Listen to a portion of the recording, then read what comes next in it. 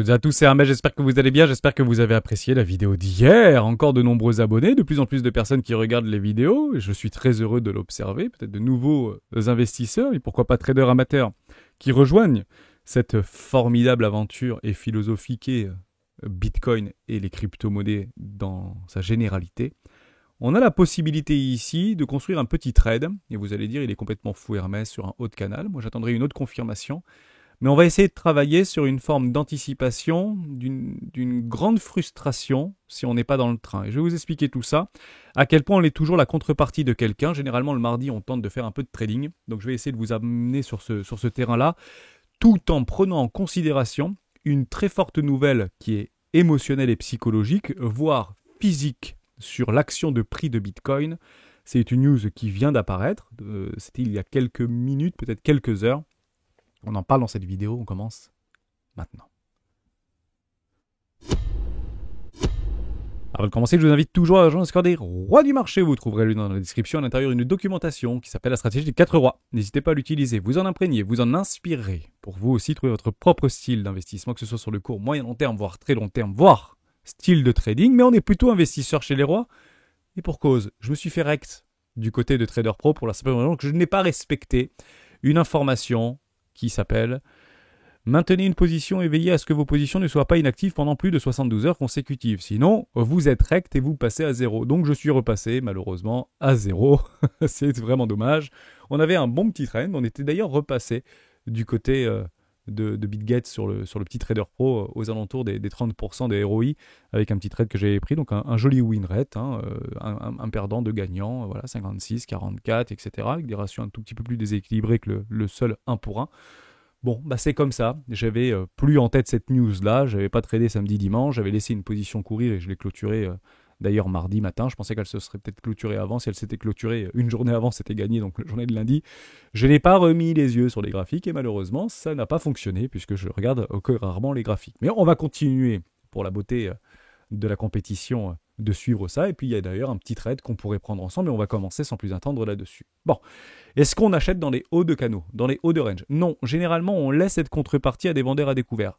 Or, actuellement, on sait que la plupart des vendeurs à découvert qui se sont positionnés en bas de canal sur cette déviation sont actuellement sous l'eau. Et sous l'eau depuis relativement longtemps maintenant. On parle de plusieurs jours. Si on venait à passer en dessous de cette ligne rouge, comprenez-le comme suit. C'est un petit peu une ligne rouge de signal qui approcherait très proche d'un premier arrêt où on tente de venir chercher la liquidité. Oui, mais actuellement, la tendance court terme, le momentum est plutôt haussier, puisqu'on a retourné ici la structure en faisant des hauts toujours plus bas que les précédents et des bas toujours plus hauts que les précédents, jusqu'à ce qu'on structure un W sur des petites time frames, ici en daily, je suis actuellement en 4 heures, où on a retourné cette dynamique de flux en ayant cherché la liquidité. Dès lors, on sait que cette liquidité, le fait de venir accepter au-dessus de cette ligne rouge, permet de garder sous l'eau un maximum de vendeurs à découvert. Et ces vendeurs à découvert, l'objectif, c'est de les liquider. Et les liquider plus haut. On sait qu'on a des objectifs aux alentours des 87 000 $. Maintenant, impossible de timer le marché. Et pour celles et ceux qui ont une sorte de frustration, pour dire, je l'ai vu, j'y étais, cette déviation et le trade parfait, d'ailleurs qu'on avait pris au début de la compétition Trader Pro, et qui nous a fait monter tout de suite à 30% de ROI. C'était juste formidable. Il était magnifique, déviation, réintégration, impulsion, et des inflows du côté des ETF au compte en Bitcoin qui venaient nous donner une forme de confirmation. Même Grayscale avait des inflows positifs. C'est formidable. Donc derrière, est-ce qu'on peut éventuellement continuer à essayer ou à tenter de jouer ce flux? C'est possible, mais c'est risqué. Dès lors, il faut le construire pour essayer de gommer cette émotion de dire j'ai loupé le train et je vais courir derrière le train. Attendez bien que le marché vienne à vous. Et je vais vous expliquer comment on pourrait construire de façon un petit peu contrarienne sur une mauvaise localisation un trade de façon rationnelle. C'est extrêmement simple. On va le prendre comme suit. J'avais ici plusieurs bloqueurs, notamment statiques et des bloqueurs dynamiques. On peut les utiliser. Alors, j'avais déjà fait ce travail-là de mon côté. On va tout effacer. Hop, je vais essayer de voir si je peux tout effacer assez rapidement. Voilà, comme suit. Et on va le travailler comme suit. Voilà. Si je prends une position juste ici, par exemple, voilà, exactement sur les 68 000 $. On a 68 077 $. Je la prends ici. Il faut comprendre que mon premier bloqueur, par rapport à un ratio de 1 pour 1 vis-à-vis de mon objectif de prix aux alentours des 87 000 $ juste ici, se trouve à 50 000 $. Ça, c'est un ratio, ce qu'on dit, institutionnel. qui nous donnerait la parfaite adéquation et confluence par rapport à ce bas des biseaux ascendant et une confluence avec ce retour dans ce milieu de canal ascendant qui joue en fait ici la carte du momentum.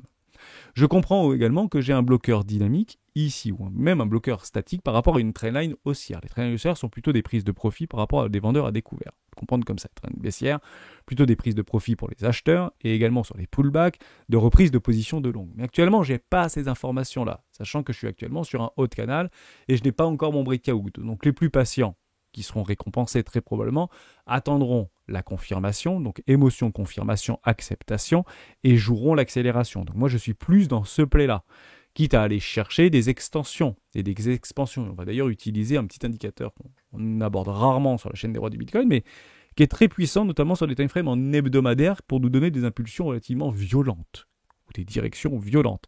Une expansion violente, que ce soit à la hausse ou que ce soit à la baisse. Malheureusement, on ne connaît pas la direction du marché avant de la constater. Donc si je veux jouer en fait ce play-là, vous comprenez que le risque-récompense n'est pas très bon, mais techniquement, c'est pas complètement dénué de sens. Dès lors, je vais essayer de construire différemment. Je vais passer sur une time frame un petit peu différente. D'ailleurs, en parlant en hebdomadaire, ici, j'ai ma Tenkan ici qui ferait office de support dynamique, voire ma Kijun aux alentours des 56 000 $. Vous le voyez comme moi. Je vais l'enlever et je vais essayer de repartir sur un risque-récompense plus avantageux. Et je pourrais aller le chercher aux alentours des 58 59 000 $. Pourquoi ? Puisque si c'est haussier, on n'a rien à faire en bas. Et oui, si c'est haussier, on n'est pas à venir chercher la liquidité qui se trouve plus bas. On aurait dû aller la chercher plus tôt, sachant qu'on a déjà fait cette déviation, cette réintégration et épaule tête épaule inversée pour aller chercher des extensions. On n'a toujours pas touché parce que ça devrait aller chercher les ATH. Donc si je garde dans cette dynamique de flux, que je veux me positionner sur des timeframes 4 heures, horaires et des validations ici en daily, eh ben, je peux très bien construire un trade juste là, et en fonction de mon premier et c'est celui-ci venait à céder, qui donnerait finalement la possibilité à des vendeurs à découvert de pouvoir se positionner pour aller chercher quoi? Donc si le premier arrêt cède, chercher une zone de rechargement d'achat, je pourrais remettre une position aux alentours de ce déséquilibre de marché juste ici, tout en veillant à ne pas la franchir. Donc je peux construire ici mon long en deux positions, une ici et deux ici. Et vous comprenez bien, avec un bloqueur ici donc statique par rapport à cette trendline haussière, donc je peux mettre juste en dessous, voilà, 58 847 $, peu importe, et ça diviserait en fait par deux ma position. Vous allez me dire, oui, mais plutôt dans un bas de range, etc. Oui, on est plutôt ici, on re-rentre en discount par rapport à ce range précédent, ce qui est donc rationnel. L'objectif de ce type de trade, qui est un peu contrariant si vous voulez, qui sort un petit peu d'un cadre logique de prendre les bas de range et vendre les hauts de range. L'objectif ici, c'est de l'anticipation par rapport à un breakout que nous n'avons pas vis-à-vis de cette trendline baissière juste au-dessus, donc c'est un petit peu prématuré, mais ça ne veut pas dire que c'est impossible à prendre, puisque ça permet tout simplement de réduire cette émotion, de dire « je ne suis pas dans le train », mince, j'aurais dû le faire, je l'ai vu, j'ai une bonne perception du marché et j'y suis pas. Donc ça, c'est 0,5% de la position imaginée pour 1% de capital trading investi, par exemple. Donc il faut le répéter au moins une centaine de fois pour pouvoir que ça fonctionne. Mais si on est bien dans une dynamique de flux et que nous avons des bonnes informations qui continuent à aligner ces planètes, c'est complètement jouable. Néanmoins, je n'ai pas mes confirmations, moi, personnelles. Mais c'est pas dénué de sens de pouvoir le jouer. Mais ne le jouez jamais de façon agressive, avec une forte taille de position qui n'est pas tenable si le cours venait à perdre 6%, devenait à perdre 3%, venait à perdre 4%. Donc on sait par rapport aux options notamment qu'on a actuellement un maximum price autour des 65 000 $. On n'y est pas très éloigné, il y a plus ou moins 5% près, plus ou moins 3% près. On pourrait attendre peut-être la fin de la semaine pour pouvoir se positionner. C'est pas complètement dénué de sens, encore une fois, mais comprenez-le comme suit. D'un ratio de 1 pour 1, je peux passer à un ratio de 1 pour 5 quasiment, 1 pour 4, 1 pour 5. Même si je fais éventuellement, si je viens chercher la liquidité avec un TP partiel, ça me donnerait un ratio de 1 pour 3, 1 pour 3,5, qui est plutôt intéressant. Ça, c'est la première chose. Maintenant, je prends mon TP partiel. On imagine que ce trade réussit. Je vous le donne comme suit. D'accord ? Il fait un truc comme ça. Allez, 0,50. Ici, bon, je ne prends pas ma deuxième position, c'est pas grave. Et ici, je prends un TP. Bah, comprenez-le comme suit. C'est que des vendeurs à découvert qui souhaitent se positionner attendront tout simplement quoi ? Soit la possibilité de passer des grandes quantités d'ordre, soit la réintégration, tout simplement. Mais à ce moment-là précis, ces vendeurs à découvert qui se positionnent viendront chercher tout simplement, ils viendraient se bloquer une dynamique ici ou une fracture, si vous voulez, par rapport à une trendline baissière que les acheteurs, eux, vont acheter pour pouvoir repousser le prix et dégeler l'intégralité des vendeurs à découvert. Et voilà comment ça se passe généralement. tout simplement. Ce qui nous donnerait d'ailleurs peut-être relativement proche d'un premier arrêt. Bon, en tout cas, pas très loin. Voilà comment ça fonctionne et voilà comment on construit des trades. Est-ce que ici, il faut le construire? Il y en a finalement pour tous les goûts. Vous comprenez bien que ici, haut de canal, par rapport à cette trendline, je peux prendre des shorts, puisque ça va être difficile à passer. Acheteurs, attendez les breakouts pour pouvoir impulser le mouvement. Et actuellement, les personnes qui sont un petit peu plus pressées, peut-être un peu plus impatientes, qui veulent aller absolument dans le crin, à ce moment-là, construisez votre trade en plusieurs positions, en veillant à avoir des bloqueurs statiques comme dynamiques sur des time frames supérieurs, notamment, que j'utilise en hebdomadaire. Et vous avez compris un petit peu ce spectre-là, qu'en l'espace de quelques minutes, on explique qu'il y en a pour finalement tous les goûts, si vous voulez, dans cet espace de trading. Et je ne parle ici que sur une time frame. Vous en avez des dizaines de time frames. Maintenant que je vous ai donné ça, ça donne peut-être envie aux gens de dire, allez, on y va, on peut se prendre un trade, on met 0,5% du capi, why not? Hermès, peut-être qu'il ne dit pas trop de bêtises, même si dans les commentaires, j'ai mon hater, ce qui m'explique que quand je dis des longues, il faut shorter, et quand je short, il faut long. Mais actuellement, on a pris un magnifique long sur Ethereum, et ça se passe plutôt pas trop mal. Ça ne veut pas dire qu'il va tenir, puisqu'on l'a divisé en plusieurs parties, et on le construira dans le temps. Je le rappelle, important. Une news qui est passée. Du côté de MTGOX, c'est Vivek qui nous le partageait tout à l'heure, il y a 3 heures. Il semblerait que MTGOX commence la distribution. La distribution a démarré du côté de MTGOX. Alors, est-ce que c'est vite dit par rapport à un flux ou par rapport à un transfert, notamment de près de 141 686 BTC qui ont été transférés, donc pour près de 10 milliards de dollars, vers une adresse inconnue. Ça fait plusieurs mois que MTGOX a commencé à rembourser, et voire presque année maintenant, parce que je crois que c'était au début 2023 que ça avait commencé, pour celles et ceux qui avaient demandé en fait un remboursement en fiat ou en cash. Et je crois que ça avait même été fait par PayPal, me semble-t-il, ou en tout cas on avait des visions là-dessus. Si on voit en fait que ça commence à bouger, on sait que incessamment sous peu, les gens qui étaient bloqués dans MTGOX par rapport au nombre de Bitcoin vont être remboursés, et ce, en crypto-monnaie, notamment Bitcoin. Mais ça représente quoi en termes de ROI ? Je vous le montre en mille. Ça va éventuellement être une forme de pression psychologique qui est assez folle, parce que c'est 16 600% d'augmentation. 16 900%, pardon. 16 900% d'augmentation. Bon, ça fait quand même pas mal. Sachant que février 2014, la faillite de MTGOX, on était aux alentours de 400 $ le Bitcoin à ce moment-là, très précis. Donc peut-être que d'autres l'avaient acheté un petit peu plus cher, parce que Bitcoin était monté un peu plus haut. Donc, mais grosso modo, ça fait quand même une performance assez folle. Pour être tout à fait honnête avec vous. Est-ce que les gens qui vont recevoir leur Bitcoin vont le vendre? C'est pas une certitude absolue, je vous explique pourquoi. Puisque vous aviez eu la possibilité, vous, MTGOXer, de récupérer vos deniers en fiat. Si vous ne l'avez pas fait, c'est que probablement vous ne voulez tout simplement pas les vendre. Pire encore, peut-être que vous les avez tout simplement pas réclamés. Pire encore, peut-être que, je sais pas. Vous imaginez à peu près tout ce que vous voulez. Donc, cette information-là, déjà pour les traders, sur des petites time frames, si vous sortez en fait du journalier, ça vous ne concerne pas. Les news ne doivent pas vous perturber émotionnellement. Ça n'existe pas. Vous êtes des robots, il peut se passer n'importe quoi sur la planète, vous jouez vos conditions, vous jouez vos plays, vous jouez vos setups. Pour les investisseurs maintenant, est-ce que ça peut ouvrir des perspectives sur une forme de pression émotionnelle? C'est possible. Et à ce moment-là, on ira tout simplement chercher des poches de liquidité avec des déviations de marché, et je pense que le premier arrêt, encore une fois, de Bitcoin, voire d'Ethereum, peut être une magnifique opportunité dite en or. Mais actuellement, on n'y est pas, et je ne sais pas comment cette news va être prise, sachant qu'elle est déjà sortie, puisque c'est depuis le début de la journée, et actuellement, le Bitcoin ne fait tout simplement pas grand-chose. Dès lors, suivons. Et suivons de près ce type d'informations qui peuvent enfler, ou qui pourraient enfler, de façon importante. La question à se poser, si on est bien dans une phase de réaccumulation, est-ce que oui ou non la pression acheteuse, notamment du côté des ETF Bitcoin, serait suffisante pour pouvoir absorber 150 000 Bitcoin? Ouais, oui ou non, ça va pas être évident, pour être tout à fait honnête avec vous. Dès lors, attendez-vous peut-être à de la volatilité, qui permet peut-être de jouer des plays au vos setup avec un minimum de temps à positionner. Ce que je vais vous expliquer également par rapport à un indicateur que je suis, mais on ne suit pas beaucoup sur la chaîne des rois du Bitcoin, c'est le Shopping Index. Le Shopping Index, c'est une réunion, si vous voulez, notamment RSI, qui permet de concentrer une forme de surchauffe du marché. Une concentration en vue d'un mouvement exponentiel violent. Et moi, je l'utilise principalement en hebdomadaire. Quand on commence à arriver, alors vous avez peut-être rigolé, mais j'utilise les 618 et 386 par rapport à des Fibonacci. Mais il y en a qui le font à 35,65, il y en a qui le font à 38,62, il y en a qui le font un petit peu comme ils veulent.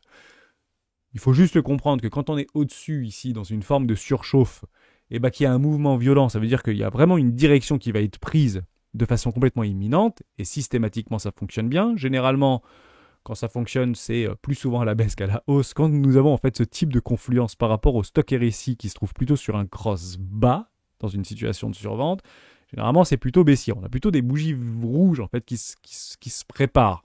C'est pas systématique, mais on l'observe. D'ailleurs, sur 5 buy tests, vous en avez 3 qui sont rouges et vous en avez 2 qui sont verts.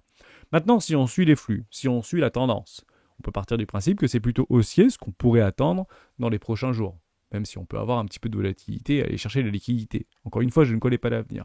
Mais on peut s'attendre, parce qu'on est de plus en plus proche ici, au niveau des 61,8, d'une forte résolution, en tout cas d'une forte expansion, d'une libération de chaleur, d'une libération de force en vue d'un mouvement. Et on peut prendre quelques fractales ensemble. Donc actuellement, on est proche de la résolution. Ici, on était bas et on commençait à être haut. On avait vécu d'ailleurs le magnifique crack Covid, vous voyez ici, par rapport à cette situation de déchargement avec une forte impulsion baissière, crack Covid mars 2020. Vous l'aviez ici, on est arrivé sur la neutralité avec un cross par rapport à nos stock RSI. On a vu en fait une forme de dégradation, c'était en 2016.